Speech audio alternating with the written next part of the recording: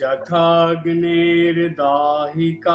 শক্তি রামকৃষ্ণে স্থিতা হিয়া সর্ববিদ্যা স্বরূপাং তাং শারদাং প্রণমাম্যহম। শ্রী মায়ের চরণে আভূমি লুণ্ঠিত প্রণাম জানাই। শ্রীমা সারদা দেবী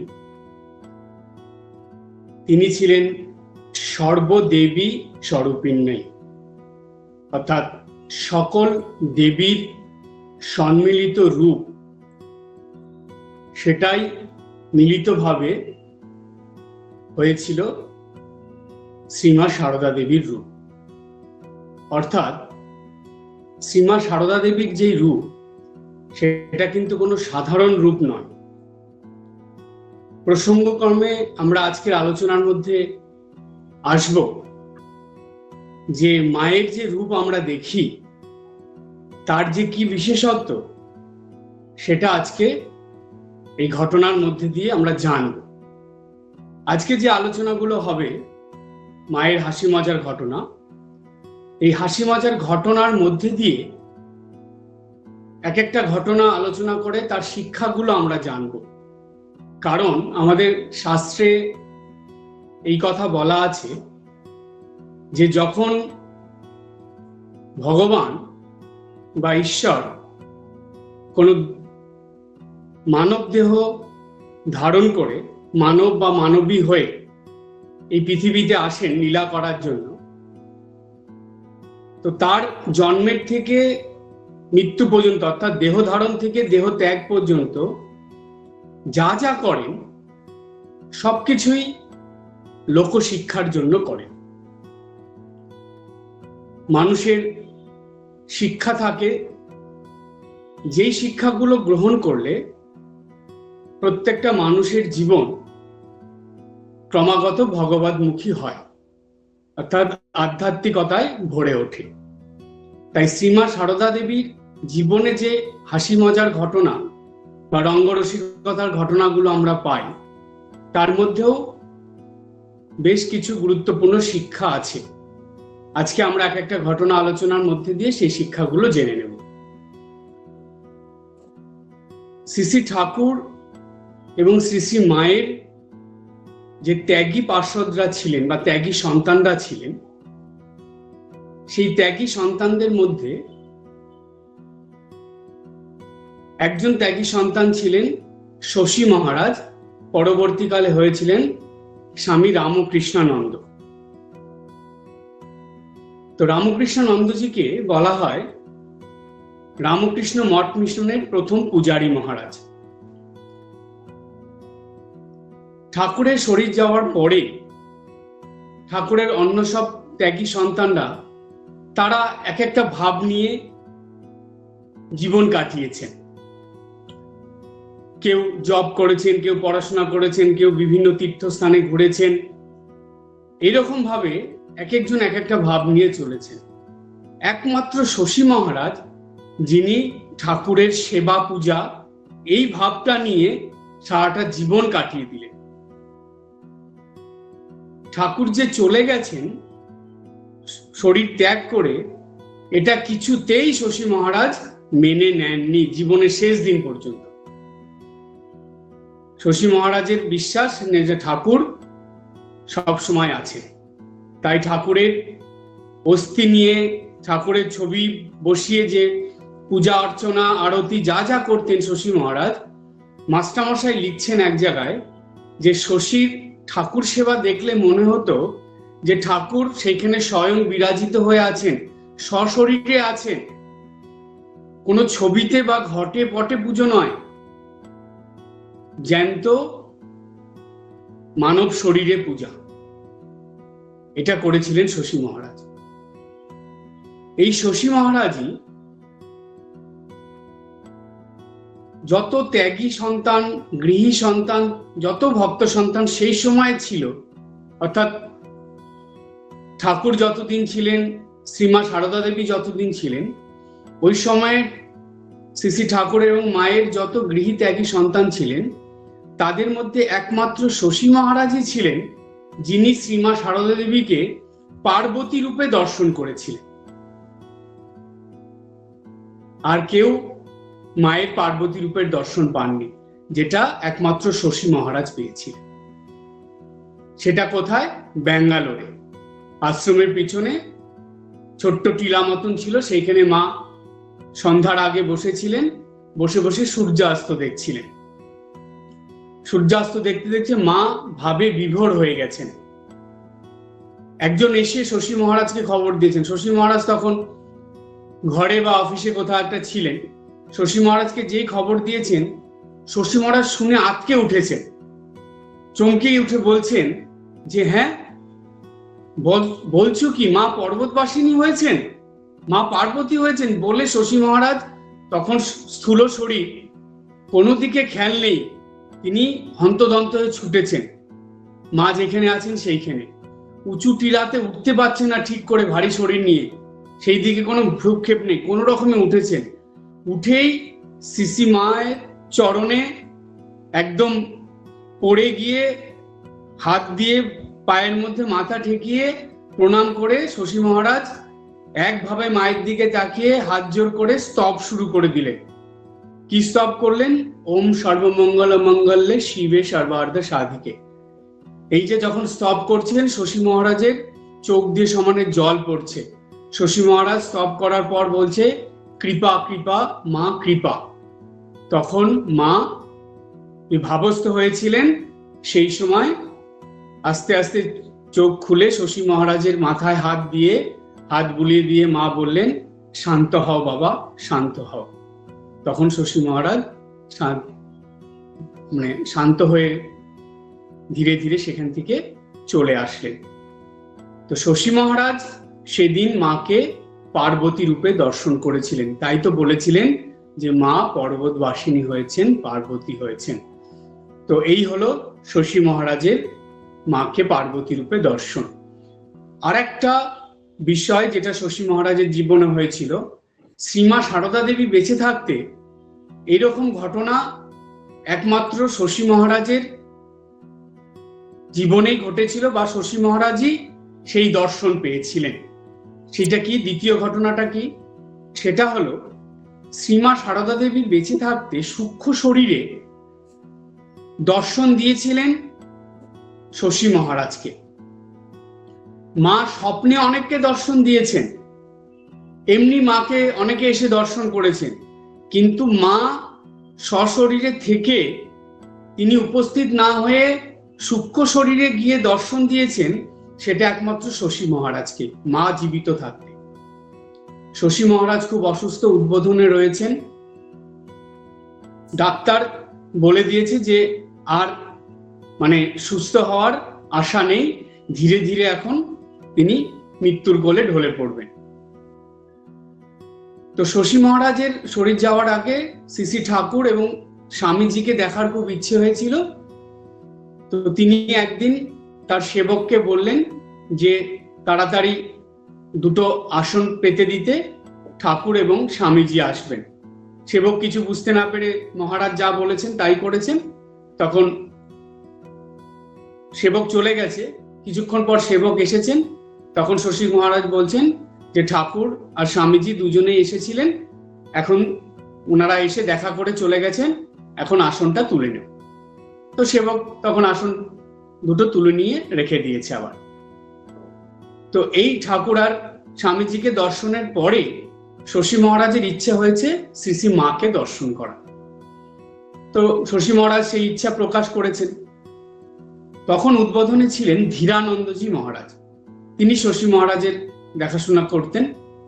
ধীরানন্দজি মহারাজকে পাঠানো হলো জয়রাম বাটিতে মায়ের কাছে গিয়ে ধীরানন্দজি মহারাজ শশী মহারাজের যে মাতৃ দর্শনের ইচ্ছা সেটা মাকে জানালেন।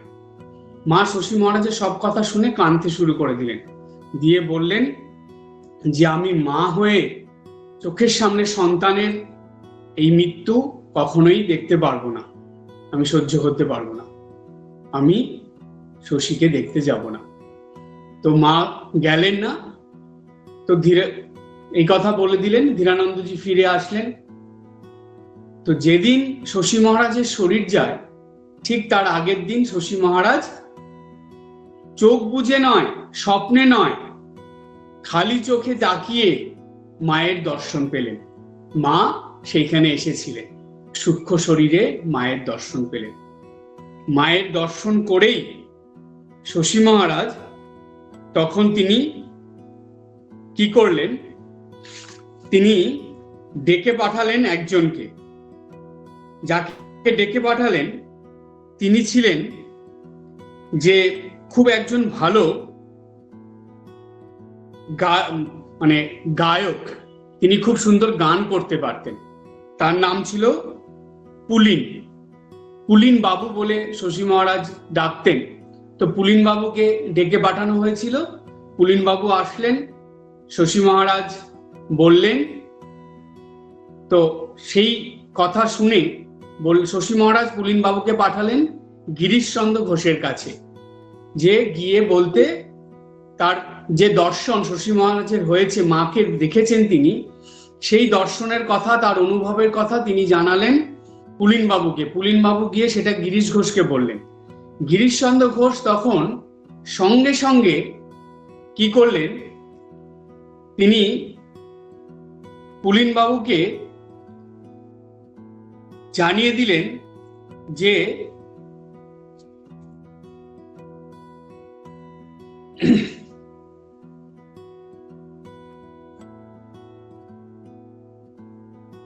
আমি এখনই গান লিখে পাঠাচ্ছি।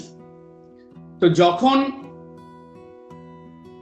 এই গানের কথা লিখে আসলো, পুলিন বাবু সঙ্গে সঙ্গে সেটা সুরারোপ করে দিলেন। সুরারোপ করে তিনি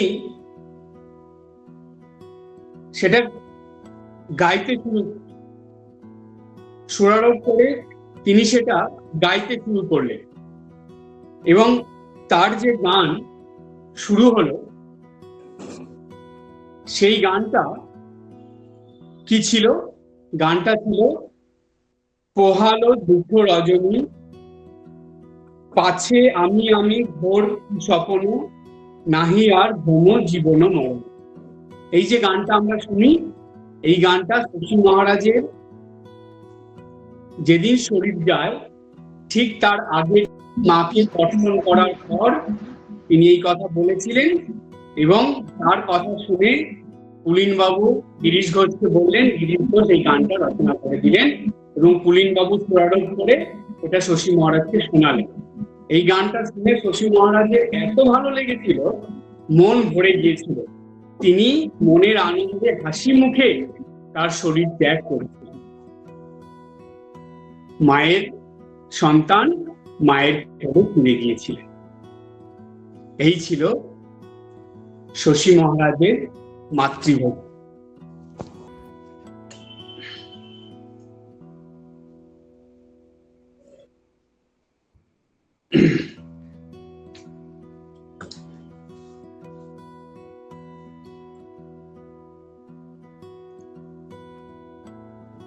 হাসি মজার ঘটনায় যে ঘটনাটা এবার বলবো, সেই ঘটনাটার নাম হলো পক্ষপাত দুষ্ট।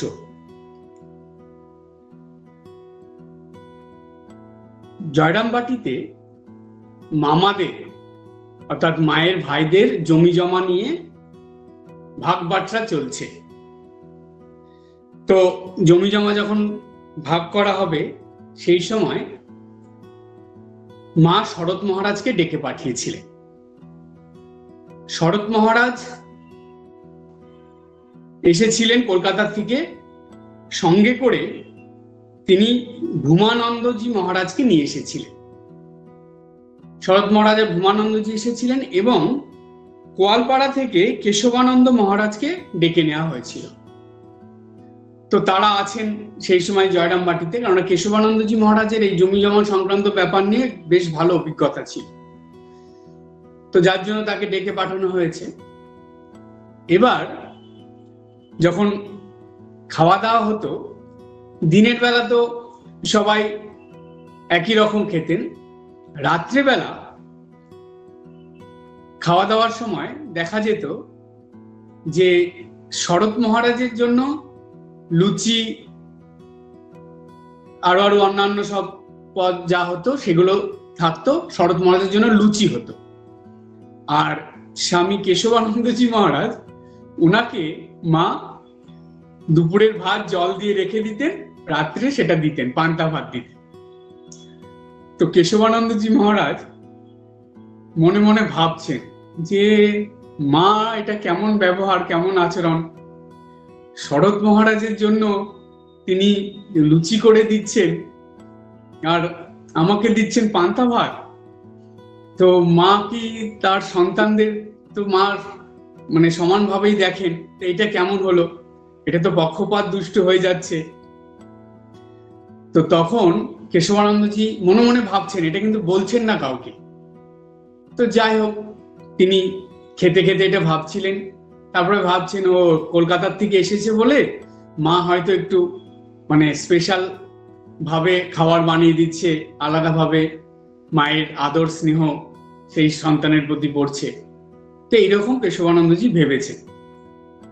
তো তার পরের দিন রাত্রেবেলা খেতে বসে কেশবানন্দজি দেখছেন যে তাকেও লুচি দেওয়া হয়েছে, তার পান্তা ভাত দেওয়া হয়নি। তো কেশবানন্দজি মনে মনে ভাবছেন, আমি তো এই কথা কাউকে কিছু বলিনি, তো মা জানলো কি করে? যাই হোক, চুপচাপ খেয়ে নিয়েছেন। লুচি, গরম গরম লুচি পেয়েছেন, দেখছেন শরৎ মহারাজকেও দিয়েছে, উনাকেও দিয়েছে, উনি খেয়েছেন। প্রথম দিন খেলেন, দ্বিতীয় দিনও দেখছেন আবার লুচি পেয়েছেন, দ্বিতীয় দিনও খেয়েছেন।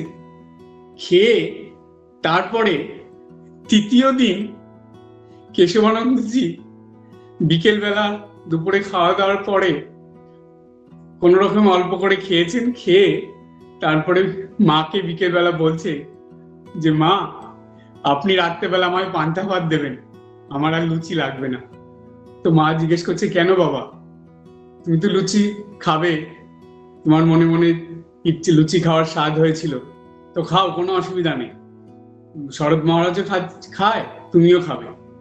তখন কেশবানন্দজি মাকে বলছেন যে না মা, আমি অন্যায় করে ফেলেছি, আমি মনে মনে যে এরকম ভেবেছি যেটা আমার ভাবা উচিত হয়নি, আমি ভেবেছি মায়ের পক্ষপাত দুষ্ট, সেই জন্য আমার এরকম চিন্তা ভাবনা এসেছিল মনে, আমার ভুল হয়ে গেছে মা, আমাকে রাত্রে আপনি পান্তা ভাতই দেবেন। তো মা যখন বলছে যে না বাবা, আমি কি ওইসব আমার মানে আমি কিছু মনে করিনি, তুমি লুচি খেও বাবা, আমি লুচি করবো। তখন কেশবানন্দজি বলছেন যে না মা, আমার পান্তা ভাতই পেটে সয়, লুচি সয় না, লুচি খেয়ে দুদিন ধরে এখন বদ হজম হচ্ছে, আর বারে বারে আমাকে বাহ্যে যেতে হচ্ছে, মানে পায়খানায় যেতে হচ্ছে। তো বলছে যে না, আমার এই পান্তা ভাতই ভালো, আপনি আমাকে পান্তা ভাত দেবেন। তো ঘটনাটা ছোট একটা ঘটনা, হাসি মজার ঘটনা, কিন্তু তার মধ্যে থেকে শিক্ষাটা কি? তার মধ্যে থেকে শিক্ষাটা হলো এই যে মা ঠিক জানেন যে তার কোন সন্তানের পেটে কি সয়, তার কোন সন্তানের জন্য কি করা দরকার। তো সুতরাং আমাদের এই শিক্ষা নেওয়া উচিত যে কখনো যেন আমরা আমাদের জন্য মা যা দিয়েছেন তাতেই জানি আমরা সন্তুষ্ট থাকি।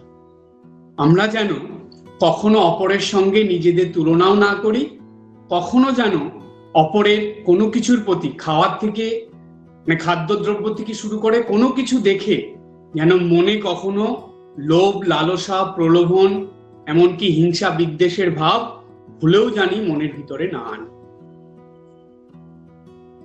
স্বামী কেশবানন্দজি মহারাজের মনে কিছু একটা হলেও নেগেটিভ চিন্তা এসেছিল, যার জন্য মা তাকে কিন্তু তার ইচ্ছা মতন দিলেন, কিন্তু সে মা যে তাকে রাত্রেবেলা পান্তা ভাত দিচ্ছে কি কারণে সেটা সে চিন্তা করে দেখলো না, সে অন্য কিছু ভেবে নিল। তাই মায়ের ভালোবাসায়, মায়ের কৃপায়, আশীর্বাদে, স্নেহ মমতায় কখনো সন্দেহ আনতে নেই, আর অপরেরটা দেখে নিজেকে বিচার করতে নেই। এইরকম মাতৃ শরণাগত হয়ে আমাদের থাকতে হবে। এটা হলো প্রথম ঘটনার শিক্ষা। এবার আসবো দ্বিতীয় ঘটনায়। দ্বিতীয় ঘটনাটার নাম হলো ছাই চাপা বেড়া। উদ্বোধন অফিসের কর্মচারী ছিলেন চন্দ্রমোহন দত্ত। চন্দ্রমোহন দত্ত উদ্বোধনে থাকতেন, কাজ টাজ করতেন, মাকে তো দেখতেনই। তো চন্দ্রমোহন দত্ত দেখতেন যে মা সারাদিন নানা রকম কাজ নিয়েই থাকে। ঠাকুরের পান সাজছেন, ভোগ দেবেন বলে কখনো বসে বসে সুপুরি কাটছেন, কখনো ঘর ঝাড় দিচ্ছেন, কখনো ফল কাটছেন, সবজি কাটছেন, সারাদিন এসব কাজকর্ম নিয়েই রয়েছে। তো একদিন চন্দ্রমোহনের মনে একটা সন্দেহ হল যে আচ্ছা, ঠাকুর তো মার সম্বন্ধে কত কথা বলে গেছে, কিন্তু মায়ের এই জীবনযাপন দেখে তো ঠাকুরের কথার সঙ্গে মিল পাওয়া যায় না। তো তখন তার মনে হলো যে এই কথাটা মাকে একটু জিজ্ঞেস করবো, তো যে কি ব্যাপার, তাহলে ঠাকুরের কথা কি মিথ্যে? তো তখন চন্দ্রমোহন দত্ত একদিন সুযোগ বুঝে মাকে জিজ্ঞেস করলেন যে মা, আমি তো দেখি আপনি ঘরের ঠাকুর মায়ের মতন, ঘরে ঠাকুরমারা থাকে না, অর্থাৎ বয়স্ক যে ঠাকুমারা থাকে তাদের মতন পান সাজছেন, সুপুরি কাটছেন, ঘর ঝাড় দিচ্ছেন, ফল কাটছেন, সবজি কাটছেন, তো এইসব তো করছেন আপনি, তো আপনাকে দেখে তো কিছুই বোঝা যায় না। তাহলে কি ঠাকুরের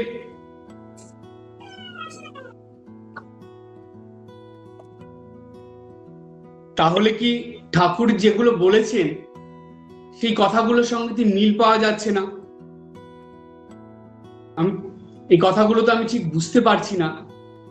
তো চন্দ্রমোহনের সেই কথা শুনে মা চন্দ্রমোহনের দিকে তাকিয়ে হেসে বললেন যে বাবা, তুমি তো বেশ আছো, তোমার আর অত বুঝে কাজ নেই, তুমি বরং ঠাকুর যেই কথাটা বলেছেন সেই কথা চিন্তা করো। তো চন্দ্রমোহন তখন ভাবছে যে ঠাকুর কি কথা বলেছেন, মা বলে গেলেন। তো তখন তিনি সেই কথা আর একজন ওইখানে সে মহারাজের কাছে জিজ্ঞেস করলেন। মহারাজ সব শুনে চন্দ্রমোহনকে বললেন যে ঠাকুর মায়ের সম্বন্ধে একটা কথা বলেছিলেন যে শ্রীমা হলেন ছাই চাপা বেড়াল, অর্থাৎ উপর থেকে দেখে কিছু বোঝার উপায় নেই। তো তুমি সেটাই চিন্তা করো যে মা কি ছিলেন বা মা কি, তোমাকে অত কিছু আর বুঝতে হবে না, এই কথাই মা তোমাকে বলেছেন। তখন চন্দ্রমোহন বুঝতে পারলেন যে মায়ের কি বলা, মানে মা কি উদ্দেশ্য নিয়ে বলেছিলেন এবং ঠাকুরের কোন কথাটা মা চিন্তা করতে বলেছেন। তো তাই এই ঘটনাটার নাম হলো ছাই চাপা বেড়াল। এই ঘটনার শিক্ষাটা কি?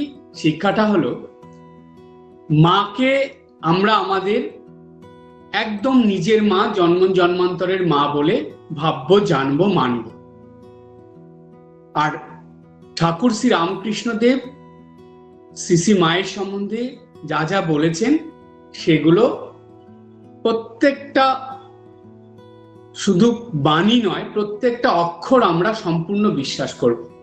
ঠাকুর মার সম্বন্ধে যা বলেছেন সেটাই বিশ্বাস করে মাকে আমরা সেই রকম চোখে দেখব এবং সেইভাবে আপন করে নেব। আর অন্য কিছু আমাদের বোঝার দরকার নেই, বিচার করারও দরকার নেই। এই হলো দ্বিতীয় ঘটনার শিক্ষা। এবার আসবো তৃতীয় ঘটনায়। এই ঘটনাটা শোনার পরে আমরা একটা গান শুনে নেব। তৃতীয় ঘটনাটা কি? তৃতীয় ঘটনাটা হলো ডাক্তারের পলায়ন। এই ঘটনাটা খুব মজার। মা আছেন উড়িষ্যায়, অর্থাৎ জগন্নাথ দর্শন করতে মা গেছেন পুরীতে, পুরী ধামে মা রয়েছেন। সেই সময় মায়ের পায়ে একটা ফোড়া হয়েছিল। সেই ফোড়াটা বিষ ফোড়া, ধীরে ধীরে এত বড় হয়েছে, পেকে গেছে, খুব ব্যথা যন্ত্রণা, মার হাঁটতে কষ্ট হচ্ছে, মা খুব কষ্ট পাচ্ছেন, কিন্তু সেটা কাউকে স্পর্শ করতে দিচ্ছেন না, মা কাউকে ধরতে দিচ্ছেন না। সেইটা নিয়েই, ওই পায়ের ব্যথা নিয়েই মা ভুগছেন, খুঁড়িয়ে খুঁড়িয়ে গিয়ে জগন্নাথ দর্শন করে আসছেন। এই দেখে মায়ের সঙ্গে যারা যারা ছিলেন সবার খুব কষ্ট হচ্ছে মায়ের কষ্ট দেখে। সেখানে বাবুরাম মহারাজও ছিলেন। বাবুরাম মহারাজের আর সহ্য হচ্ছে না মায়ের পায়ের এই ব্যথা দেখে। তিনি একটা যুক্তি খুঁজে বার করলেন, একটা চালাকি বুদ্ধি করলেন। তিনি গোপনে একজন ডাক্তারকে ঠিক করলেন, করে ডাক্তারের সঙ্গে কথা বলে একটা প্ল্যান বানালেন, মানে একটা বুদ্ধি ঠাউরালেন। সেই বুদ্ধি করে এবং মায়ের আশেপাশে যারা থাকে তাদেরকেও বাবুরাম মহারাজ আলাদা করে ডেকে সেই চালাকি বুদ্ধিটা বলে দিলেন। দেওয়ার পরে এবার যথা সময়ে বাবুরাম মহারাজ ডাক্তারকে নিয়ে এসেছেন। ডাক্তার তার ডাক্তারি পোশাক টোশাক পরেননি, এমনি সাধারণভাবে এসেছে। তো বাবুরাম মহারাজ নিয়ে গেছেন মার কাছে, নিয়ে গিয়ে ডাক্তারকে বাইরে দাঁড় করিয়ে রেখে বাবুরাম মহারাজ ডাক্তারকে বললেন যে আপনি দাঁড়ান, আমি আগে মাকে বলি, মা অনুমতি দিলে তখন আপনি যাবেন, আর আমি বলবো যে আপনি প্রণাম করতে এসেছেন, আর আপনার খুব ইচ্ছে বা অনেক দিনের স্বাদ যে আপনি মায়ের পায়ে স্পর্শ করে প্রণাম করবেন। তো সেইভাবে প্রণাম করার সময় আপনি কিন্তু কাজটা হাসিল করে নেবেন। তো ডাক্তার প্রথমে খুব ভয় পাচ্ছে, কিছুতেই রাজি হচ্ছিল না। বাবুরাম মহারাজ অনেক কিছু বলে টলে বুঝিয়ে তাকে রাজি করিয়েছে। তো ডাক্তার বাইরে দাঁড়িয়ে আছে, বাবুরাম মহারাজ গিয়ে মাকে বলছেন যে মা, একজন ডাক্তারবাবু এসেছেন, তিনি অনেকদিন ধরেই আসছেন, আসা যাওয়া করছেন, তো তার খুব স্বাদ হয়েছে মনে, আপনার চরণ স্পর্শ করে প্রণাম করবে। তো তখন মা বললেন যে আচ্ছা ঠিক আছে বাবা, তুমি নিয়ে এসো তাকে। মা তখন একদম ঢেকে ঢুকে বসেছেন, তো পা এরকম নিচে দিয়ে মা বসে আছেন।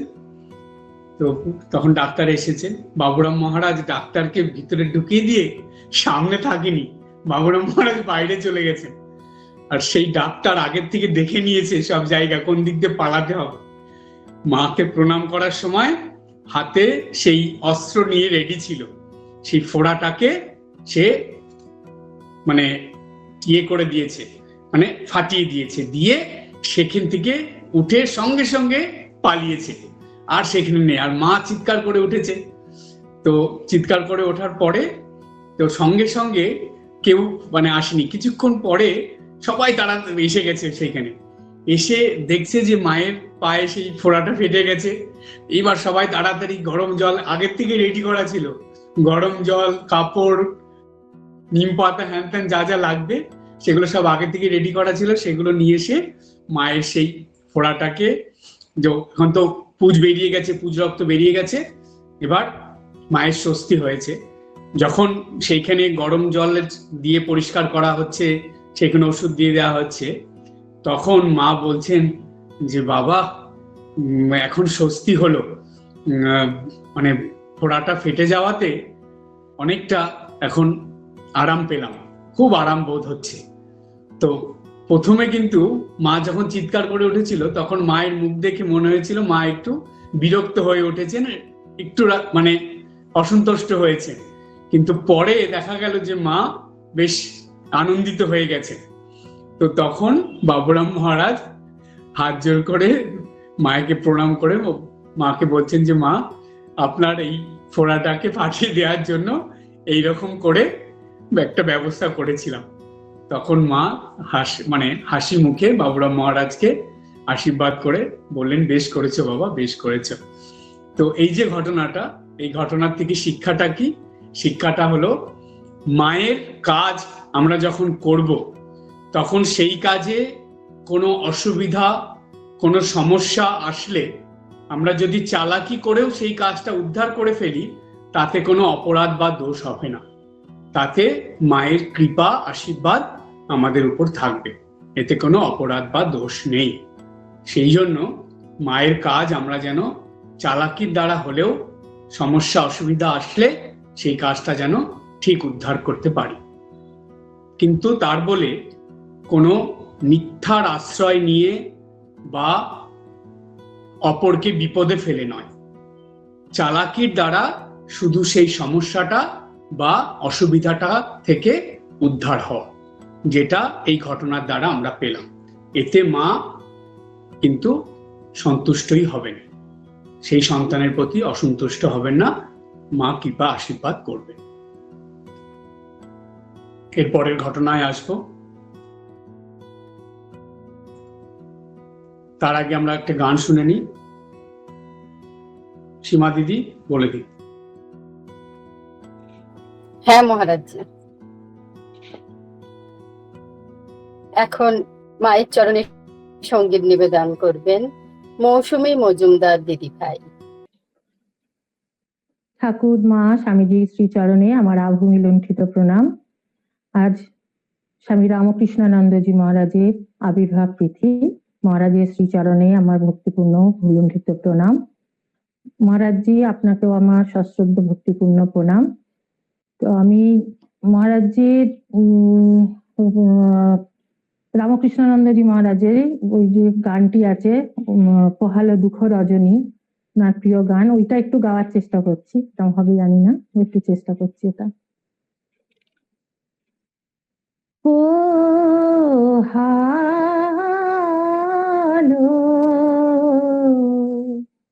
দুঃখ রজনী, পোহালো দুঃখ রজনী, গেছে আমি ঘোর কুস্বপ্ন, নাহি আর ভ্রম জীবন মরণ, হ্যারো জ্ঞান অরুণ বদন বিকাশে, হাসে জাননী পোহালো দুঃখ রজনী, বড়া ভয় করা দিতেছে অভয়, তোলয় উচ্চতান গাহ জয় জয়, বড়া ভয় করা দিতেছে অভয়, তোলয় উচ্চতান গাও জয় জয়, বাজাও দুন্দুভি সমন বিজয়, বাজাও দুন্দুভি সমন বিজয়, মার নামে পূর্ণ অবনী, পোহালো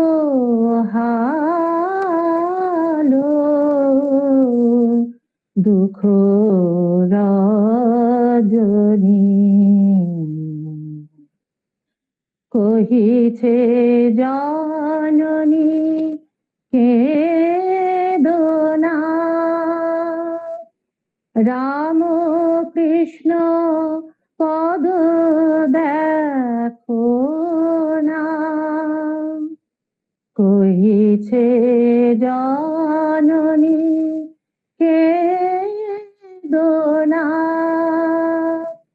রাম কৃষ্ণ পদ দেখো না, নাহি কো ভাবনা রবে না যাতনা, নাহি কো ভাবনা, রবে না যাতনা।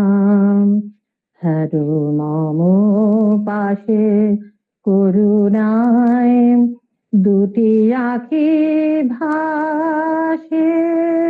ভুবন তারণ গুণমণি, ভুবন তারণ গুণমণি। পোহালো দুঃখ রজনী, গেছে আমি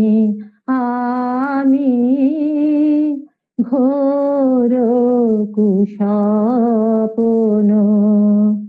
নাহি আর ভ্রম জীবন মরণ, হারো জ্ঞান অরুণ বদন বিকাশে। হাসে জননী পোহালো দুঃখ রজনী। পোহালো দুঃখ রজনী। ঠাকুরমা স্বামী। এবার যে হাসি মজার ঘটনাটা শুনবো, সেই ঘটনাটার নাম হলো দেবীর চেহারা। শ্রী মা তখন আছেন কাশীতে, কাশীর লক্ষ্মী নিবাসে মা রয়েছেন। তো সেখানে একজন ভক্ত মহিলা এসেছেন মাকে প্রণাম করতে। তিনি আগে কখনো মাকে দেখেননি। তো মা ঘরে বসে আছেন, সেখানে সঙ্গী সাথীরা সব আছে, সেখানে গোলাপ মাও ছিলেন। গোলাপ মা বেশ পরিপাটি করে সুন্দরভাবে বেশভূষা পরে বসে আছে।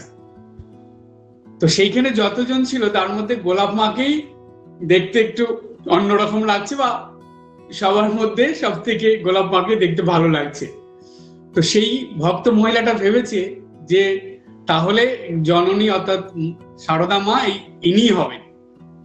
তো সবার প্রথমে তিনি সেখানে ঢুকে সব দিকে তাকিয়ে গোলাপ মার দিকে তাকিয়ে গোলাপ মাকে প্রণাম করতে গেছে। তো গোলাপ মা সঙ্গে সঙ্গে সংকুচিত হয়ে বলছে, আরে আরে আপনি কি করছেন?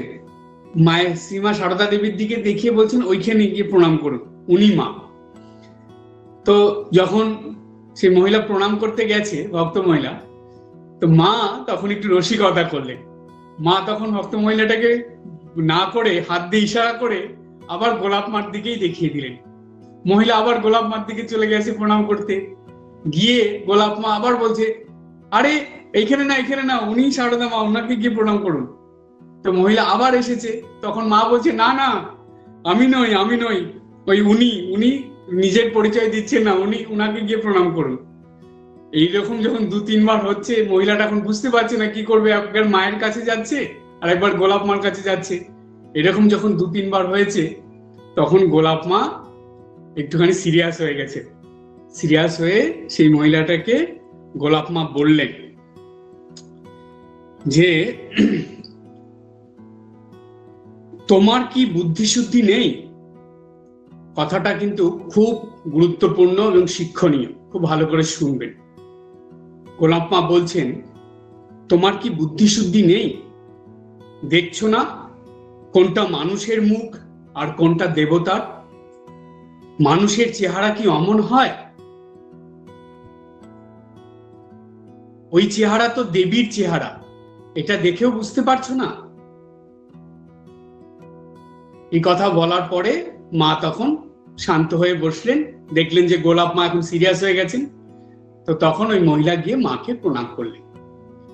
তো এই যে কথা কটা গোলাপ মা বলেছিলেন, এই কথার মধ্যে ভীষণ গভীর অর্থ আছে।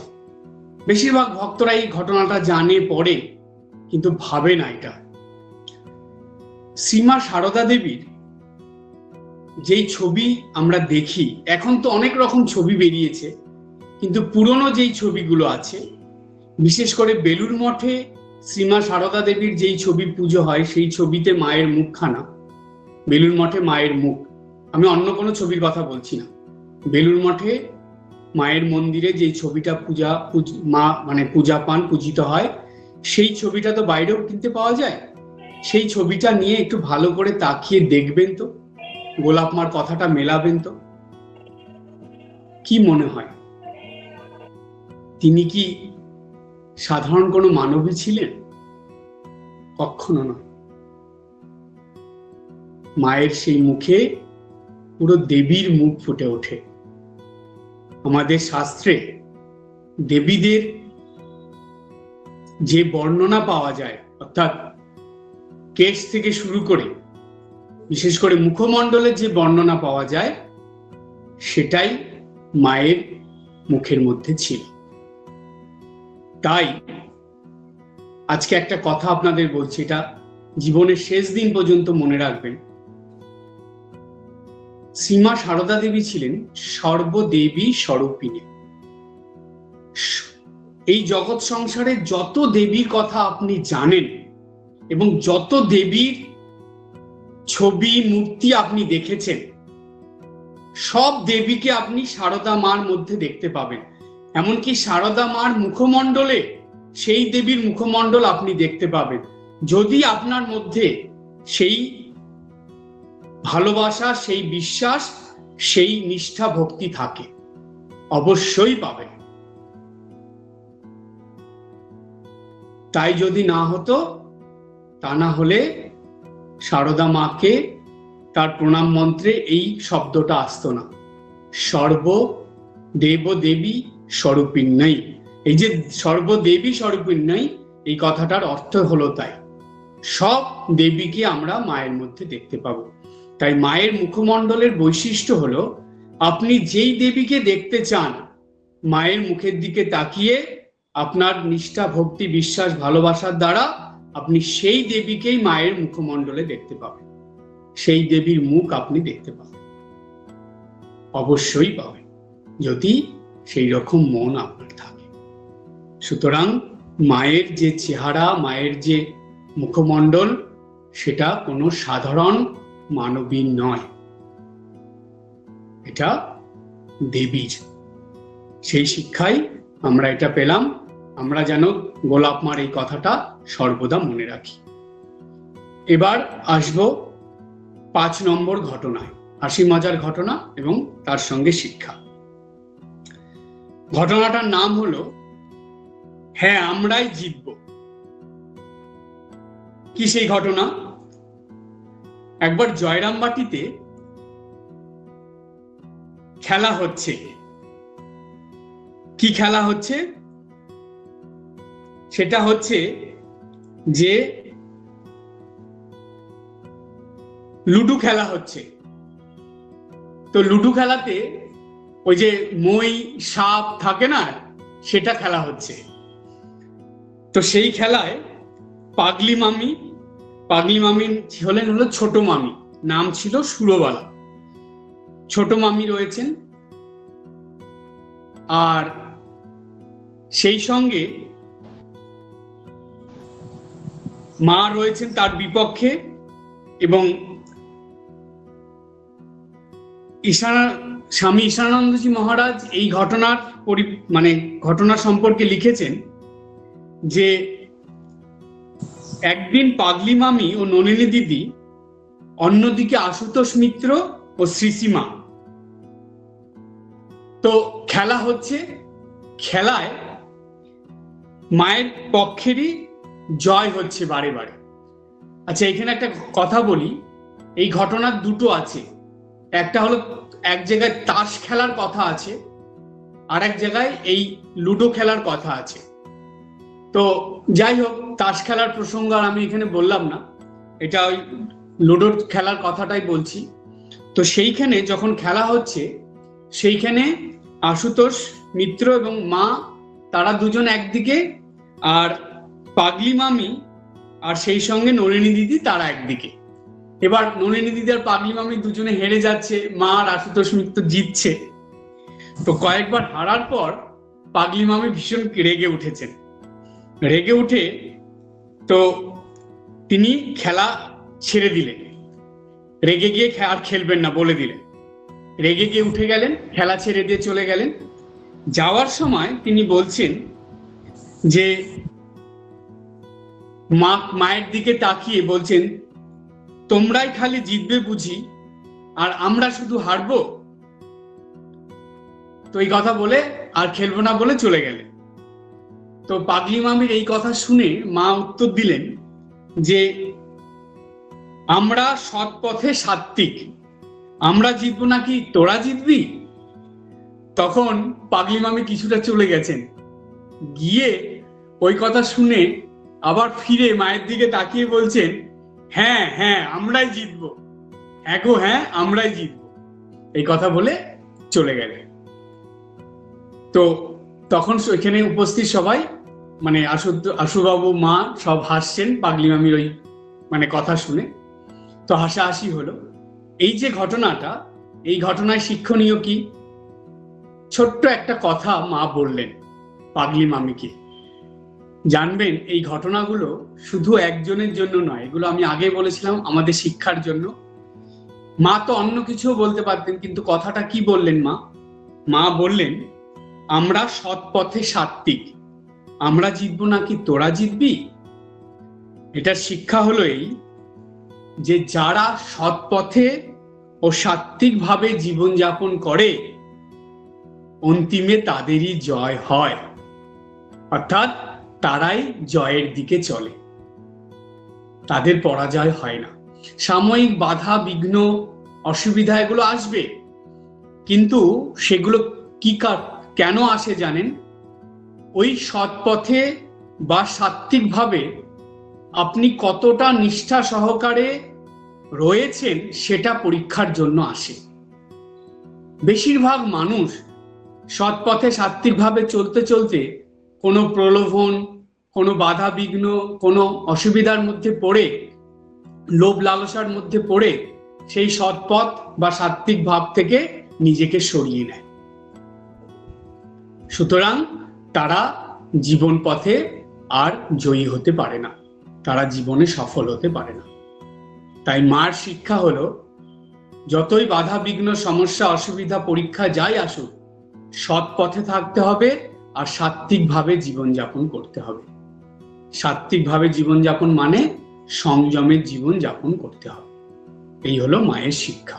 তাহলেই আমাদের জীবনের লক্ষ্যে আমরা পৌঁছবো, আমরা সফলতা অর্জন করতে পারবো, জীবনে জয়ী হতে পারবো। শেষ ঘটনা, হাসি মজার ঘটনা, শেষ ঘটনা বলে আজকের আলোচনা শেষ করব। ঘটনাটার নাম হলো মায়ে ও বেটায় লড়ালড়ি। মায়ে ও বেটায় লড়ালড়ি কি ঘটনা? সেটা মজার ঘটনা। একদিন জয়রামবাটিতে অনেক ভক্তরা এসেছেন, বেশিরভাগই সব পুরুষ ভক্ত।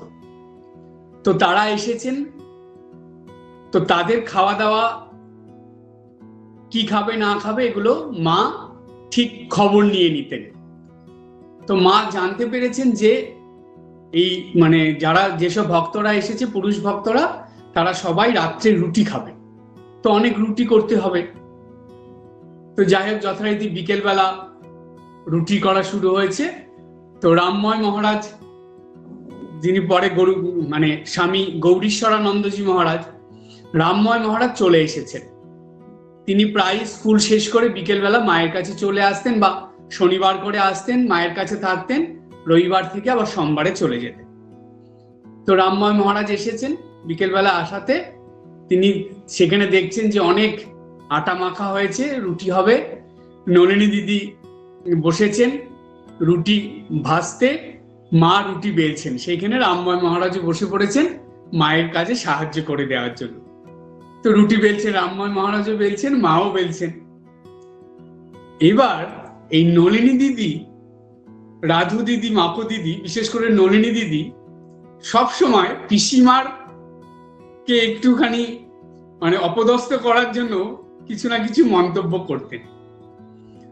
তো যাই হোক, ভালোই কাজ চলছে, হঠাৎ করে নলিনী দিদি বলে দিয়েছেন যে রামময়ের রুটি বেলা খুব ভালো হচ্ছে, রামময়ের বেলে দেওয়া রুটিগুলো সুন্দর হচ্ছে, কিন্তু পিসিমার রুটিগুলো ভালো হচ্ছে না, অর্থাৎ রুটি বেলা ভালো হচ্ছে না। যেই কথা বলেছে সঙ্গে সঙ্গে মা রেগে গেছেন। রেগে গেছেন মানে অভিমান হয়েছে মায়ের।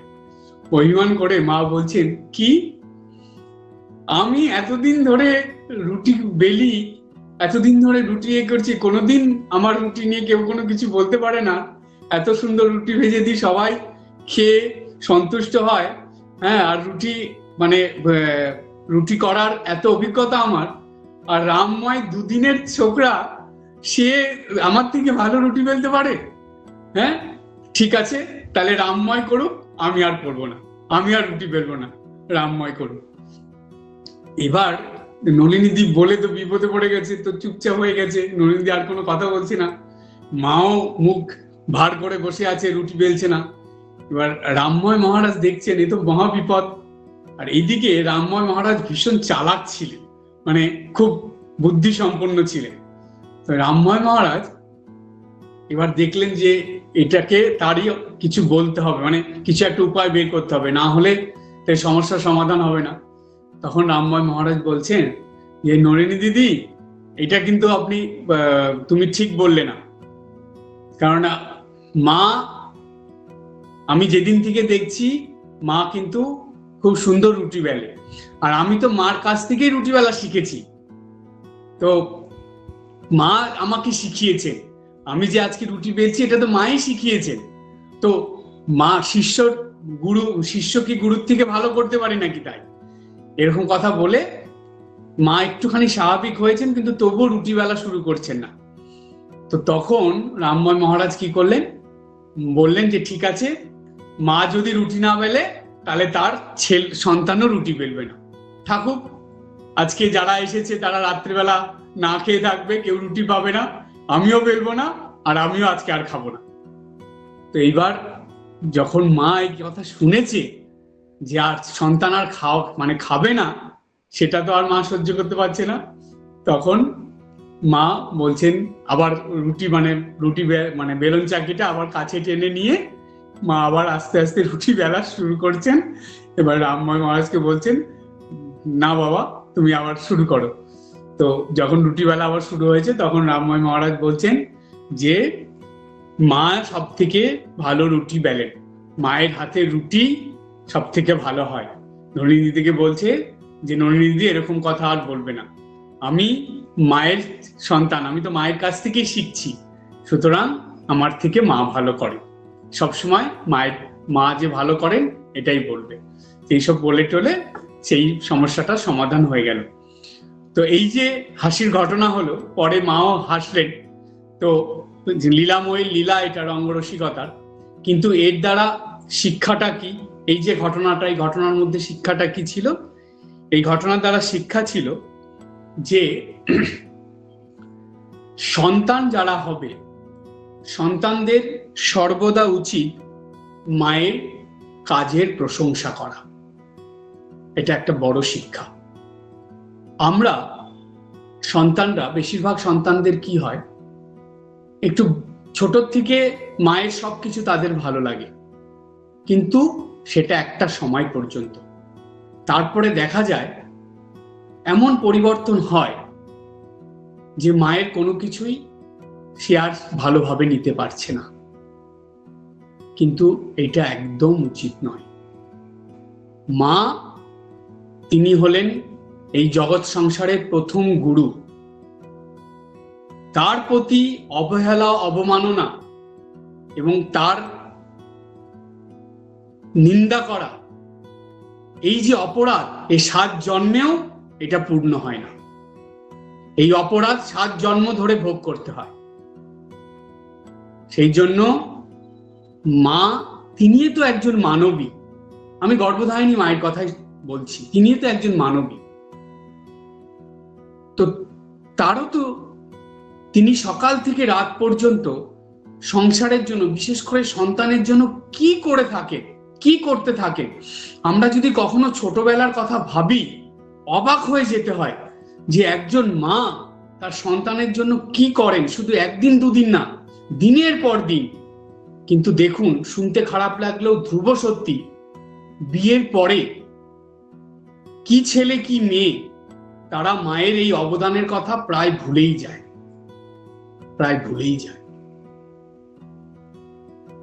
তিনি একজন মানবী হয়ে যে এত কিছু করলেন, সেটা কি প্রশংসার দাবি রাখে না? শত মুখে প্রশংসা করেও তো মায়ের প্রশংসা শেষ হবে না। সেই জন্য দেখবেন বাউল গানে আছে, মা হলেন জগতের সেরা, মায়ের নিন্দা করে যারা, এই জগতে তাদেরকে কেউ মানুষ বলে না। দয়াবতী দরদিনী মা। সেজন্য সর্বদা গর্ভধারিণী মা এবং জগৎজননী মা শারদা মায়ের প্রশংসার সূচক কথা বলবে। জানবেন ওই শারদা মাই গর্ভধারিণী মায়ের মধ্যে আছে, তারই তো রূপ।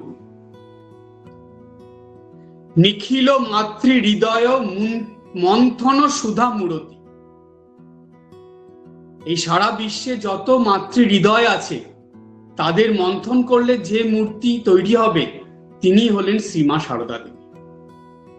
তাই এই কথা কখনো ভুললে চলবে না, আমাদের গর্ভধারিণী মায়ের মধ্যেই শ্রীমা শারদা দেবী আছেন এবং শ্রীমা শারদা দেবীর মধ্যেই গর্ভধারিণী মা আছেন।